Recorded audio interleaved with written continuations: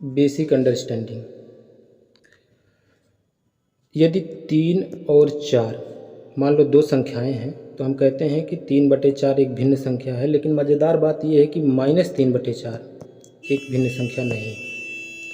नमस्कार फ्रेंड्स, जय हिंद। आप देख रहे हैं ER गुरुजी कॉन्सेप्ट।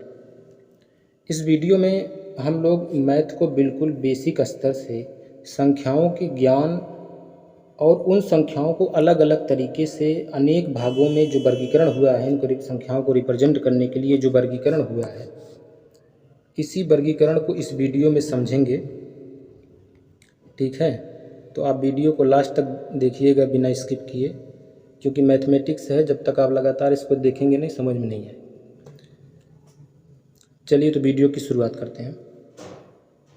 देखिए, सबसे पहले तो इसमें एडिशन है, जोड़ना और घटाना। ये बहुत आसान है, डेली लाइफ में इसको यूज़ करते हैं, इस पर हम लोग ज़्यादा समय बर्बाद नहीं करेंगे। मल्टीप्लिकेशन को समझते हैं, डिवीज़न को समझते हैं, लेकिन मल्टीप्लिकेशन का जो ज़्यादा एप्लीकेशन है 60 तरीके से जो गुणा करते हैं उसको आप संख्या पद्धति यानी कि नंबर सिस्टम वाले चैप्टर में इसको देखते हैं, गुणा करना, डायरेक्ट जिसको मल्टीप्लाई करते हैं। जैसे मान लो 11 है, 11 का स्क्वायर कर दिया, यानी कि 11 × 11 जब करते हैं तो 121 होता है। तो उसी तरीके से अगर 1 1 1 1 1 1 इसको 3 बार गुणा करना हो, ठीक है, 1 1 1 1 इसको अगर गुणा करना हो तो हम कहते हैं कि इसको 3 बार है ना, तो 1 1 2 3 फिर 2 1 3 तक ले जाएंगे, फिर 3 से उल्टा कम होते जाएंगे। जैसे फिर उसी तरीके से 1 1 1 4 बार, फिर आपको करना हो तो 1 1 1 1 4 बार। तो आप क्या करोगे, 1 2 3 4 तक गए, अब फिर उल्टा चले आओ, 3 2 1। इसको जब आप मल्टीप्लाई करोगे तो यही आएगा। ठीक है, बाकी मल्टीप्लिकेशन करना बहुत आसान है, वो कर लेंगे। डिवीज़न पर आते हैं, अब हम भाग करना सीखते हैं थोड़ा सा। देखिए, डिवीज़न में क्या है डिवीज़न करना सीखते हैं, उसमें एक फार्मूला जनरेट होता है, उस फार्मूले को भी समझेंगे। डिवीज़न मान लो एक एग्जांपल लेते हैं, कोई मान लीजिए 57 57 में आप को डिवाइड कर दो 4 से। ठीक है, 4 से डिवाइड करेंगे तो 4 × 4। ये डिवीज़न और मल्टीप्लिकेशन ये जो है, इसको करने के लिए आपको टेबल बिल्कुल क्लियर होना चाहिए, जो कि प्राथमिक विद्यालय प्राइमरी की सारी चीज़ें हैं। अब 4 से इसको डिवाइड करेंगे, 4 × 4 बचेगा 1 5 7 लिख देंगे, उतार लेंगे यहाँ पर जो बचा है। फिर 4 से 17 में 4 का टेबल पढ़ेंगे 17 में, तो 4 चौक 16 बचेगा 1, यानी कि ये रिमाइंडर। इसको बताने का मेरा मकसद ये है, क्योंकि यहाँ से एक फार्मूले का जनरेशन होगा। देखिए, फार्मूला एक जनरेट होगा यहाँ पे फार्मूला क्या है, इसमें ये जो 57 ये आपको भाज्य है, और ये जिससे भाग दिया जा रहा है ये भाजक है, ये भाग देने वाला है। 4 क्या है, एक भाजक है। ठीक है, ये भागफल है, जो उत्तर आ जाए ये भागफल है, जो बच जाए नीचे ये लटका हुआ क्या है, ये आपका शेष है या शेषफल है। तो यहाँ से एक फार्मूला बनेगा, है ना, फार्मूला ये बनेगा कि जो भाज्य है ये 57, ये जो भाज्य है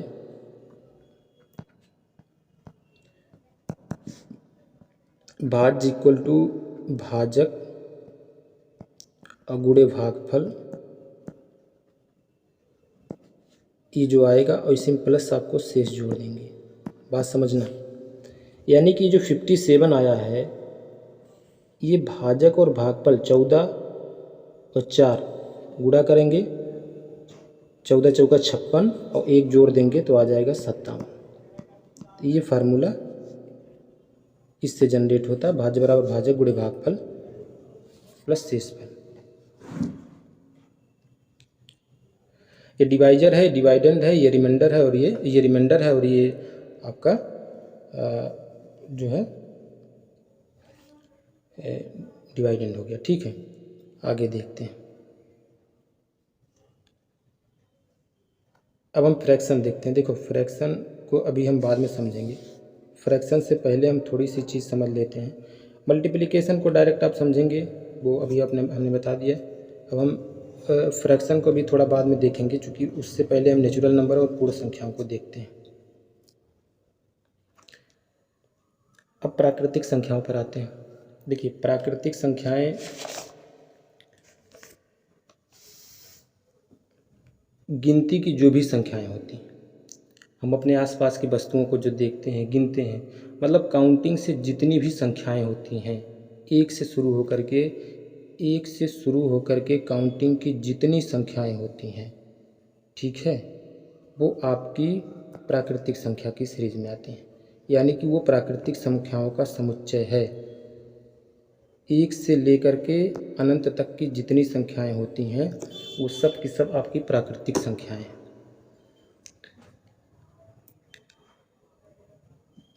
प्राकृतिक का मतलब नेचुरल, जो स्वाभाविक हो, मतलब 1 2 3 4 5 6 इनफाइनाइट तक ये प्राकृतिक संख्याएं होंगी।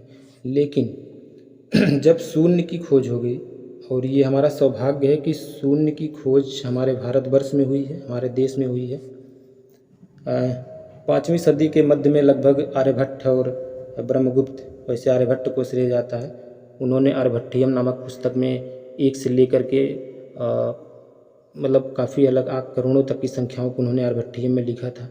तो ब्रह्मगुप्त ने सबसे पहले इसकी भविष्यवाणी की, लेकिन 5वीं शताब्दी में आर्यभट्ट जी ने उनको श्रेय मिलता, उन्होंने जीरो की खोज की थी। हमारा सौभाग्य है कि हमारे भारतवर्ष में हुआ। देखिए अब जब शून्य की बात हो ही गई ना, तो हम एक बात बताएं, शून्य जीरो, शून्य की दो अवधारणा है, शून्य के दो कॉन्सेप्ट हैं। एक कॉन्सेप्ट तो ये है ना कि शून्य को अगर किसी भी संख्या के आगे पीछे लगा दिया जाए तो उसकी वैल्यू बढ़ जाती है, उसकी वैल्यू अलग हो जाती है, मतलब उसकी वैल्यू बदल जाती है। कहने का मतलब अगर किसी संख्या के आगे और पीछे शून्य को जीरो को लगा दें तो उसकी वैल्यू ही बदल जाती है। शून्य की एक अवधारणा ये है कि हम कहते हैं कि ये पढ़ने लिखने में शून्य है, शून्य का मतलब उसको कुछ नहीं आता है, एक अवधारणा ये भी है। तो शून्य की दो अवधारणाएं हैं। बहरहाल ये तो बात की बात है। यहाँ पर हम देखते हैं, अब देखिए यहाँ पर हम ये समझते हैं, चूँकि जब शून्य की खोज हो गई तब तो हम तो पूर्ण हो गए।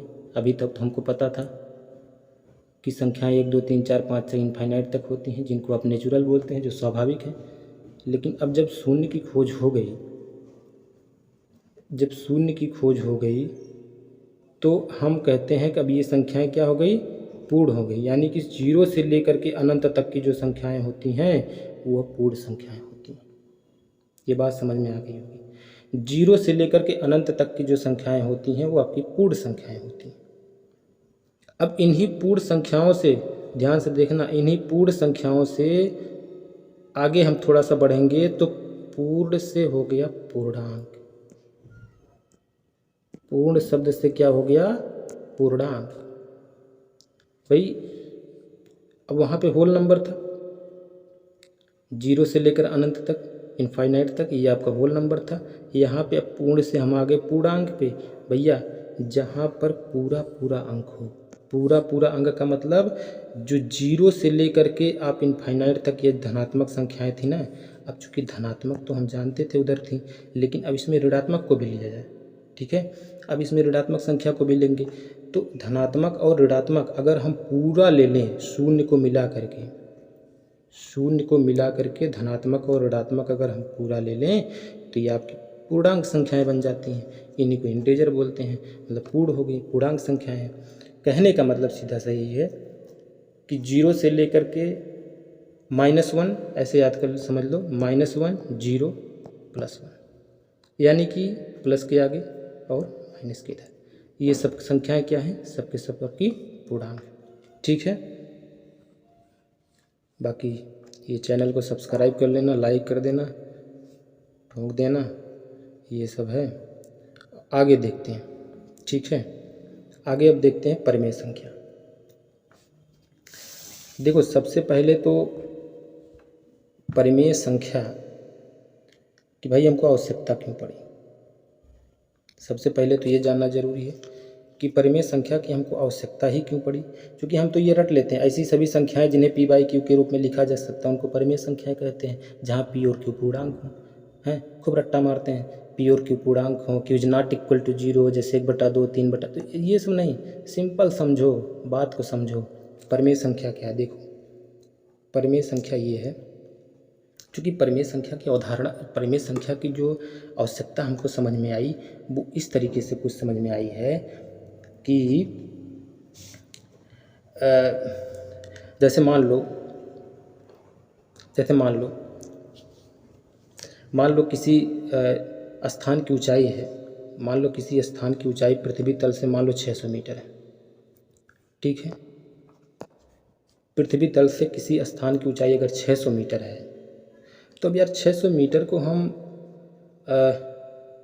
3/5 किलोमीटर भी लिख सकते हैं। कैसे भैया, 600 में आप 1000 से भाग दे दो, है ना, तभी तो किलोमीटर बदलेगा। 1 किलोमीटर में 1000 मीटर, तो 3 6 2 5 10, यानी कि 600 मीटर को अगर हम 3/5 किलोमीटर लिख सकते हैं। अगर हम पृथ्वी तल से उसकी ऊंचाई को समझते हैं तो 3/5 किलोमीटर, लेकिन पृथ्वी तल से गहराई भी तो हो सकती है, और जब पृथ्वी तल से गहराई होगी तो उसको हम देखेंगे तो माइनस में लेंगे, यानी कि -3/5, है ना। इसीलिए जब -3/5 है तो यहीं से तो परिमेय संख्या की आवश्यकता समझ में आई। भाई परिमेय संख्या की उत्पत्ति इसे तो हुई जब उसकी, अब यहाँ पर देखते हैं, अब हम ये भी जानते हैं कि -3/5, लेकिन ये पूर्णांक संख्या नहीं है। भाई परिमेय संख्या तो ये है, लेकिन ये पूर्णांक संख्या नहीं। क्यों? क्योंकि पूरा अंक तो है नहीं, ये पूरा अंक तो है नहीं, है ना भाई। अब यहीं पर भिन्न भी हम समझ लेते हैं, क्योंकि भिन्न उधर हम नहीं बताए थे भिन्न को भी यहीं समझ लेते हैं। जैसे भिन्न क्या है, भिन्न सीधी सी सिंपल सी बात यह है कि भिन्न, अगर जैसे भिन्न का मतलब होता है एक मान लीजिए कोई भाग हो, उसको कई भाग में उसको डिवाइड कर दें। ठीक है, उस पूरे भाग को अगर कई भागों में हमने डिवाइड कर दिया और उसके कुछ भाग को ले लें, मान लीजिए इतने 2 भाग को ले लेते हैं, और टोटल भाग कितने थे, 1 2 3 4 5 6 7 8, टोटल 8 भाग थे, उसमें से हमने 2 भाग को ले लिया, तो यही भिन्न है। ठीक है, इसलिए निगेटिव नहीं हो सकता है। अब 2 से इसको काट देंगे, 2 × 2 = 8, इसका सरलतम रूप है भिन्न का। तो ये चीज़ हो गई, तो हम ये चूँकि भिन्न की बात यहाँ पर उठ गई तो भिन्न हमने बता दी। अब यहाँ पे देखिए परिमेय संख्या, अच्छा ये हो गया। अब ये पूर्णांक भी नहीं है, 3/5 ये पूर्णांक संख्या भी नहीं है, और ये भिन्न भी नहीं। पूर्णांक क्यों नहीं भाई, पूरा पूर्णांक 0 + 1 -1 अभी हमने देखा, है ना, पूर्णांक में भी हमने देखा 0 + 1 -1, ये पूर्णांक भी नहीं है, ये भिन्न भी नहीं, लेकिन एक परिमेय संख्या है। अब इस बात को हम समझते हैं, देखिए इस बात को हम समझते हैं। भाई ये तो आवश्यकता समझ में आई, तब ऐसे था। अब यहाँ पर जो है, अब यहाँ पर ठीक है, यहाँ पर देखिए, अगर मान लेते हैं जैसे ऋण -15/5 आएगा कितना, -3। ठीक है, -3 क्या है, पूर्णांक। अभी हम परिमेय संख्या को बाद में समझाते हैं बढ़िया से। ये जो परिभाषा लिखा है, ऐसी सभी संख्याएं p/q के रूप में लिखा जा सकता है, उनको परिमेय संख्याएं कहते हैं। p और q पूर्णांक हैं, इसका मतलब समझना, ये बहुत बड़ी बात लिखी है, p और q पूर्णांक हैं। ये -15/5 है तो ऋण 3 आ गया। ठीक है, -3 आ गया। -3 क्या है, पूर्णांक है। -3 क्या है, पूर्णांक। चलिए अच्छा, चूँकि पूर्णांक में 0 भी आता। अब आप देखिए, हम कहते हैं कि 0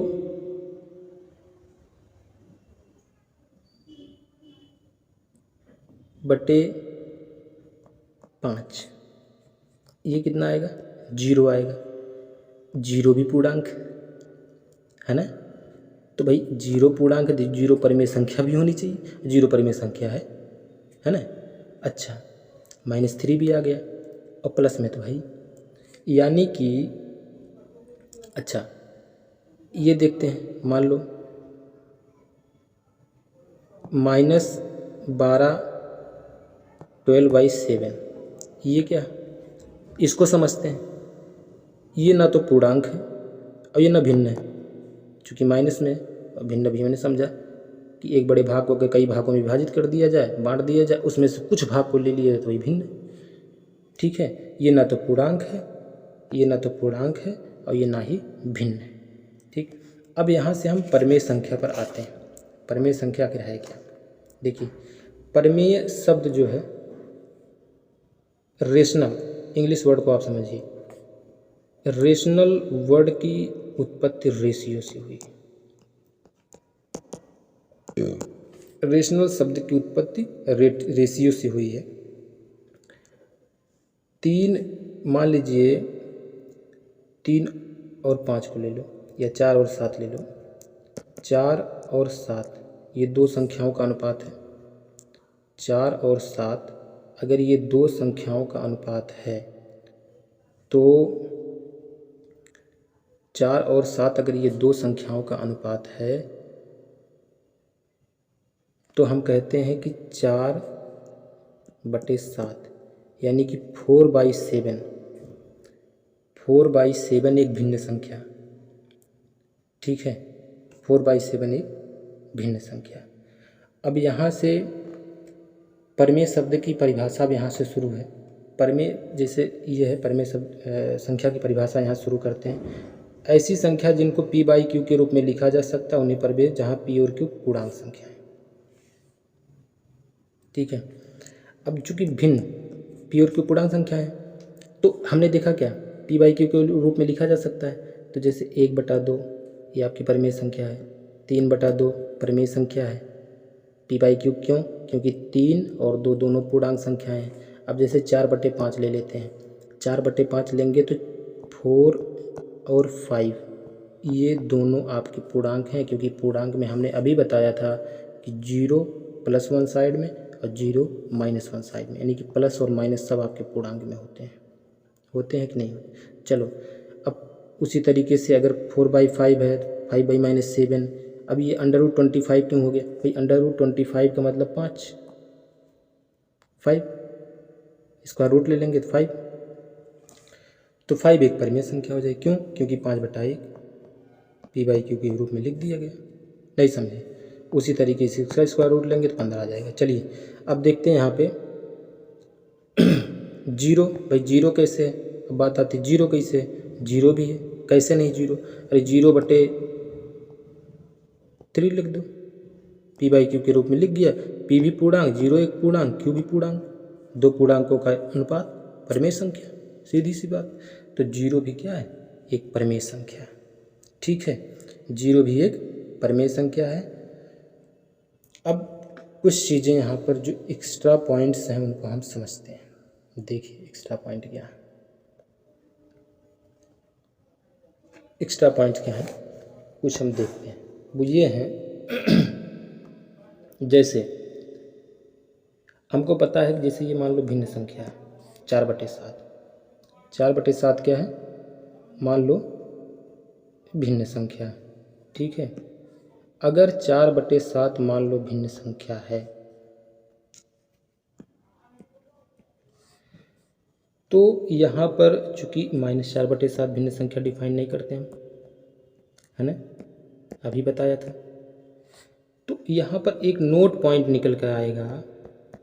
देखिए नोट पॉइंट निकल कर आएगा। नोट पॉइंट क्या निकल कर आएगा? वो ये होगा कि, एक मिनट, ठीक है, नोट पॉइंट यहाँ पर क्या निकल कर आएगा भाई? नोट ये निकल कर आएगा कि सभी भिन्न जितनी भी होती हैं, यानी कि +4/7 और -4/7 सभी भिन्न आपकी परिमेय संख्या होती हैं।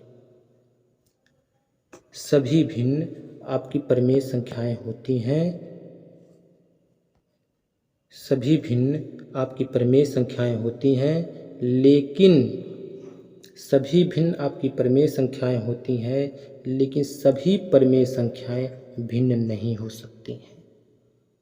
क्योंकि ये भिन्न नहीं है, क्योंकि सभी परिमेय संख्याएं का मतलब देखिए, ये माइनस भी है, ये जो है,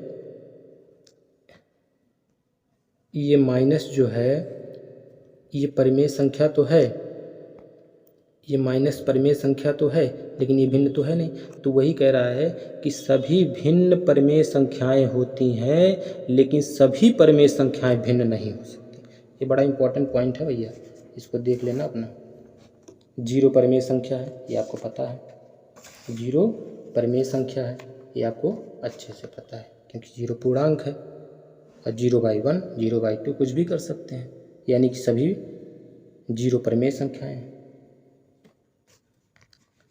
ये बात समझ में आ गई, परिमेय संख्या समझ में आ गई। चलिए अब आगे बढ़ते हैं अपरिमेय संख्या पर। ठीक है, अब आगे आते हैं अपरिमेय संख्या पर। अपरिमेय संख्या क्या भैया, देखिए अपरिमेय संख्या ये है जिनको p/q के रूप में नहीं लिखा जा सकता। सिंपल सी बात, जो परिमेय ना हो वो अपरिमेय। जिनको p/q के रूप में नहीं लिखा जा सकता वो आपकी अपरिमेय संख्याएं होती हैं। ज़्यादातर अपरिमेय संख्याओं को अंडर रूट में लिखा जाता है, और अंडर रूट का मतलब स्क्वायर रूट नहीं होना चाहिए, क्यूब रूट नहीं होना चाहिए, नहीं तो वो तो एक पूर्ण संख्या आ जाएगी, तब तो वो परिमेय बन जाएगी, है ना, क्योंकि पूर्णांक हो जाएगा, पूर्ण संख्या हो जाएगी, परिमेय बन जाएगी। तो पूर्ण नहीं, जैसे मान लो √4, ये तो परिमेय संख्या है, √4 परिमेय संख्या हो जाएगी। अब यहाँ पर अपरिमेय जो होगा, सबसे पहले तो आप पाई को समझिए। पाई एक अपरिमेय संख्या है, लेकिन अगर आप इसकी वैल्यू को समझेंगे बाई 22/7, तो ये तो परिमेय संख्या हो जाएगी। इसका डेसिमल में ले लिया तो यह अपरिमेय। तो पाई एक अपरिमेय संख्या है, लेकिन 22/7 एक परिमेय संख्या है। वैल्यू मत जाइए, ये यूलन नंबर, गोल्डन नंबर, इसका कोई बहुत ज़्यादा यूज नहीं है, लेकिन समझ लो कहीं आता होता नहीं है इसमें। √3 √7, चूँकि इनका स्क्वायर रूट आप ले नहीं सकते हैं, तो ये आपकी अपरिमेय। मैं कहने का मतलब ये है कि अगर रूट में है और उनका वर्गमूल या उनका घनमूल ऐसा कुछ नहीं हो रहा है, अगर वो परफेक्ट नंबर नहीं आ रहे हैं, तो वो अपरिमेय संख्या हो जाएंगी। ठीक है, ठीक है। इसके बाद आता है, अब हम लोग देखते हैं प्राइम नंबर, अभाज्य संख्याएं।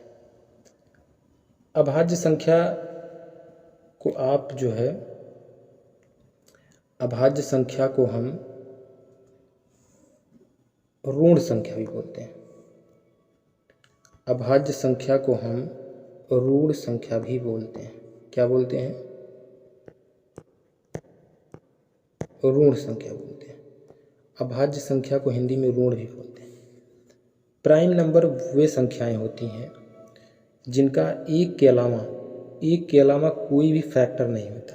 मतलब एक के अलावा वो किसी भी संख्या से वो विभाजित ही नहीं होती, एक के अलावा वो किसी संख्या से कटती ही नहीं, वो आपकी प्राइम नंबर होती हैं। अब यहाँ पर चूँकि दो आई है, दो को देखते हैं। दो सबसे छोटी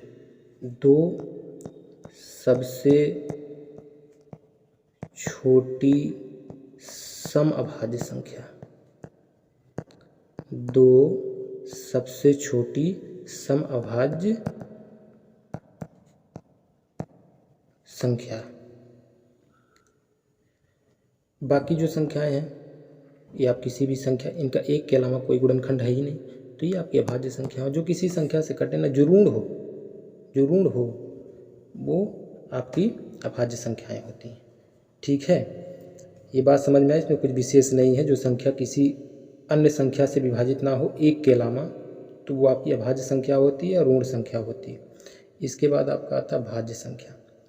भाज्य संख्या का मतलब जिसका फैक्टर संभव, जिसका गुणनखंड हो, है ना, वो आपकी भाज्य संख्या होती है।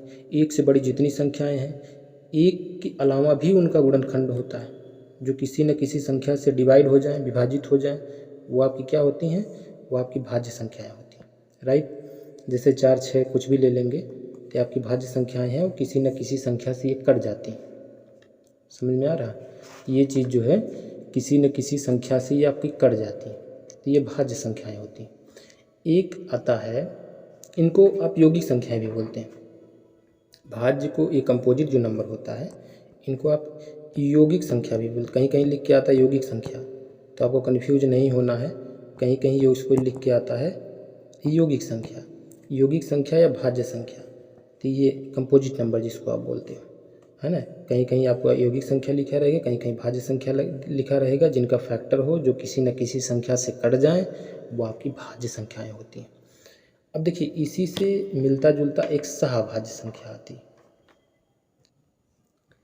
है ना, सहभाज्य संख्या या सहभाज्य संख्या, जो को प्राइम नंबर जो इनको होते हैं। को प्राइम नंबर का मतलब ये है, देखो सहभाज्य संख्याएं होती हैं कुछ, उसको भी यहीं डिस्कस कर लेते हैं। जो सहभाज्य संख्याएं हैं, इसको मिटा दे थोड़ा,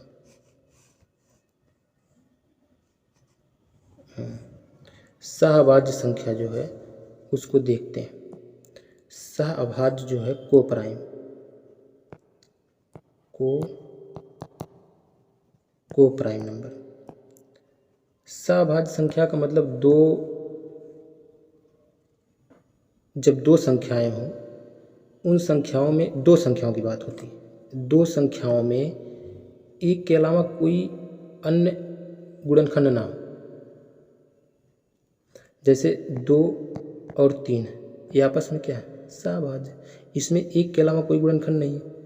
5 और 7, तो ये आपकी सहभाज्य संख्या है, ठीक है। ये सब यहाँ तक ये हो गया। चलिए अब यहाँ पर देखते हैं हम वास्तविक संख्याएं। वास्तविक संख्या मतलब रियल नंबर। रियल नंबर, देखिए वास्तविक संख्याएं जितनी भी संख्याएं हैं, चाहे वो परिमेय हों चाहे वो अपरिमेय हों, परिमेय और अपरिमेय के सम्मिलित रूप को तो वास्तविक संख्याएं कहते हैं। जो प्राकृतिक नेचुरल नंबर हैं या जो होल नंबर हैं, पूर्ण संख्या है या जितने भी पूर्णांक, वो सब भी रियल नंबर के मतलब अंदर आती हैं। देखिए सीधी सी बात है, संख्या रेखा पर जिनको आप प्रदर्शित कर सकते हैं, जिनको आप नंबर लाइन संख्या रेखा पर आप जिनको प्रदर्शित कर सकते हैं, वो सब के सब आपकी रियल नंबर के अंदर आती हैं। √3 ये भी वास्तविक संख्या है। √9/25 इसका मतलब 3/5 ये भी वास्तविक संख्या है। 2/5 ये भी वास्तविक संख्या है, भिन्न संख्या भी वास्तविक है। 15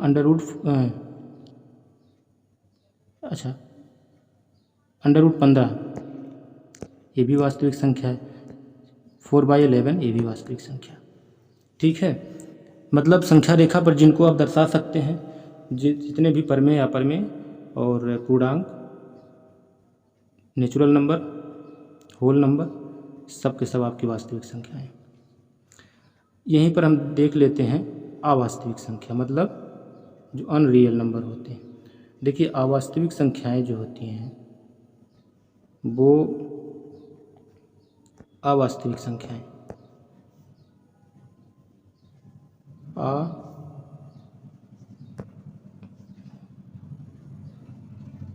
क्या हो रहा है,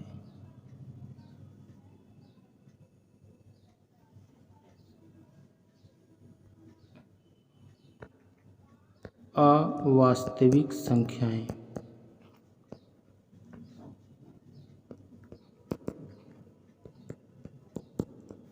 जो अनरियल होती हैं। अवास्तविक संख्याएं रूट के अंदर अगर वो निगेटिव है, माइनस में है, √5, √2/5,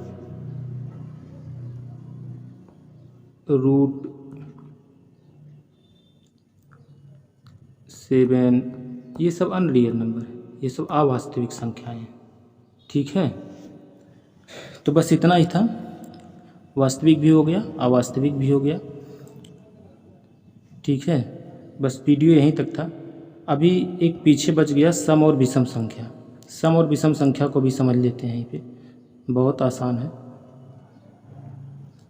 सम संख्याएं और विषम संख्याएं, देखिए सम मतलब even number, even number. Even number ऐसी संख्याएं जो 2 से डिविजिबल हो, 2 से डिविजिबल हो, 2 से डिविजिबल मतलब ऐसी संख्याएं जो 2 से पूरी तरीके से विभाजित हो जाए, कट जाए, वो आपकी सम संख्याएं होती हैं। जैसे 2, 4, 6, 8, 32, 38, कुछ भी हो, मतलब ऐसी संख्या जो 2 से कट जाए, वो आपकी इवन नंबर होती हैं। इसके बाद आती ऑड नंबर। इसके बाद क्या आती है? Odd number. इसके बाद आता है ऑड नंबर। ऑड नंबर मतलब विषम संख्या। ऑड नंबर मतलब विषम संख्या।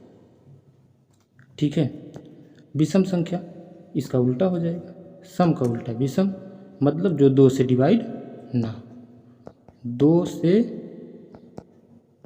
डिवाइड ना, 2 से डिवाइड ना, विषम संख्या है। 3, 5, 7, 9, ये सब है, ये सब विषम संख्या है। ठीक है, ये सम और विषम हो गया। ठीक, बस आज की वीडियो में बस इतना ही था। दोस्तों, अगर आपको वीडियो अच्छा लगा हो तो आप चैनल को सब्सक्राइब ज़रूर करिए, और चैनल को सब्सक्राइब करके ये बेल आइकन को दबा देना, जिससे नोटिफिकेशन नेक्स्ट वीडियो को आपको समय से मिलती रहेगी। और अपने दोस्तों के बीच में इस वीडियो को शेयर ज़रूर करना। वीडियो में बस इतना ही। बहुत बहुत धन्यवाद। Thank you very much.